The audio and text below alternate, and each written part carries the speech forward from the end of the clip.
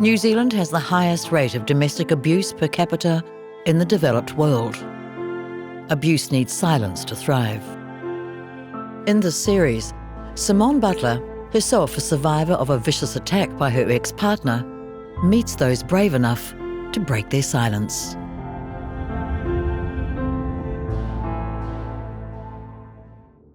We've got strangulation. Often there's multiple strangulations that have occurred, so it's not just a one-off within their home. On average, 9 women are killed by their partner or ex-partner every year. Deb shares her story to illustrate coercive control, a pattern of behaviour designed to exploit, dominate and imprison these women. I think lived experience is an incredibly important thing to take into the role. I think when you can sit in front of somebody and you know what those tears feel like when they roll down their cheeks, you connect with someone on a level that no one else can. Debs has definitely walked this path, fearing for her own life towards the end of a 7-year abusive relationship. I sat up all night waiting for him. I was waiting for him to come and kill me. And there was a knock on the door in the early hours of the morning. And I knew it was him, and I got up and I walked to the door truly believing that I was going to die. Of course, it didn't start out that way. I was 21 years old. I met him through a friend. The draw to him was just unbelievably strong, and I still to this day can't explain why. The relationship developed very quickly. We moved in together. I took 2 wee kiddies in. Within 3 weeks I was pregnant. Because I was pregnant, he felt he owned me. He knew that I was pregnant and I wasn't going to leave. It didn't take very long at all for the controlling dynamics to occur within the relationship. What forms did that control take? Early on, it was just about gaining small amounts of control. You know, like when I could take the car out, when I couldn't. I wasn't allowed to wear singlets, I wasn't allowed to wear shorts because I was attracting other men. If we were out in the car, I wasn't allowed to make eye contact with anybody because if I made eye contact, I was obviously trying to get them to sleep with me.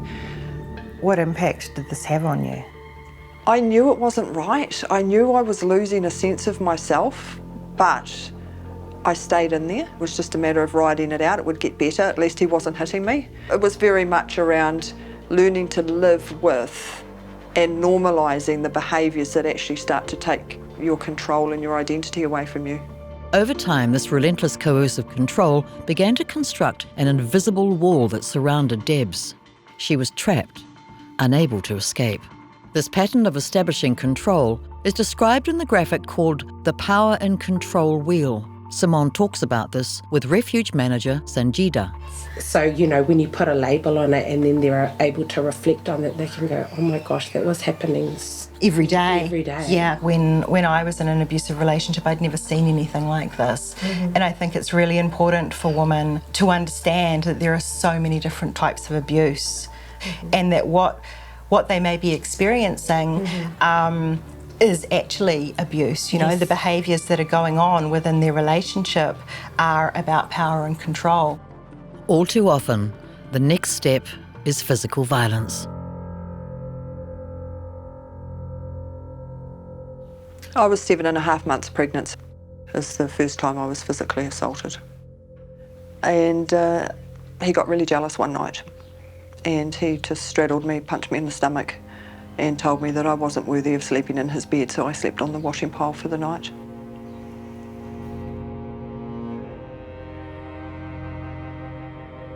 How worried were you about what your children were being exposed to?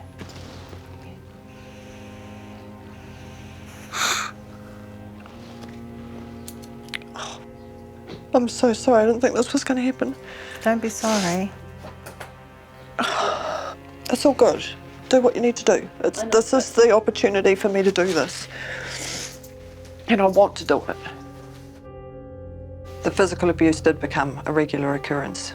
It was something that I was always aware of, always walking on eggshells. It was only a matter of doing or something that he perceived to be wrong that would set him off into a rage. In some ways I did know I was losing myself, but there was nothing I could do to stop it. I couldn't control him taking parts of me every day until there was the point where one day I looked in the mirror and there was nothing left that I knew of myself anymore. I can remember screaming and wishing I could scream loud enough so that someone would actually hear me and call the police, but no one ever did. Morning, Sarah. My name's Debbs. I'm one of the advocate managers, and I can see that you've got some quite visible injuries on your face. You've mentioned that your children saw you in a state of being unconscious after you had been strangled. They have definitely seen and heard things which I'm really ashamed about. Police don't need to be involved at this stage, but we would like to probably walk alongside you to maybe get you to a space where you would feel comfortable talking to police. Yeah, I don't really like going because then the police are going to get involved. A recent study found 76% of family violence incidences are not reported to the police. It is a huge hidden problem, and it's not just hidden from authorities, but also from family and friends. Debbs was close to her dad, and yet he had no idea of how bad things had got. I believed the relationship was a dysfunctional relationship, but I certainly had no idea whatsoever that it was a violent relationship. I tried to hide how bad things were from my dad in every way you could possibly imagine. If I had injuries, Dad wouldn't see me for a couple of weeks. I guess Debbs was doing it through embarrassment, and she was also doing it through fear, because she knew that behind all of that, if anything was exposed, well then, you know, there would have been hell to pay. The only thing that I actually held on to was my identity as a mum. That never changed. No matter how hard it was, no matter how broken I was, my children were my grounding mechanism, whatever word you would like to use for it, they kept me going. When I finally did leave, I went up to Dad's. Actually, Dad took me up to Dad's, is more appropriate, and he just gave me somewhere safe to be. Oh, I think we've come a long way, haven't we? Yeah, I think we have. Getting through all this now. I couldn't have done it without you, Dad, because not only were you there when things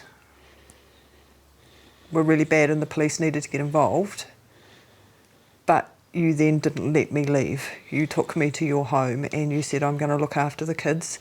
We'll do everything we need to do. You just grieve, cry, do whatever you need to do. You're not going back. And I think there's been a lot learned from it.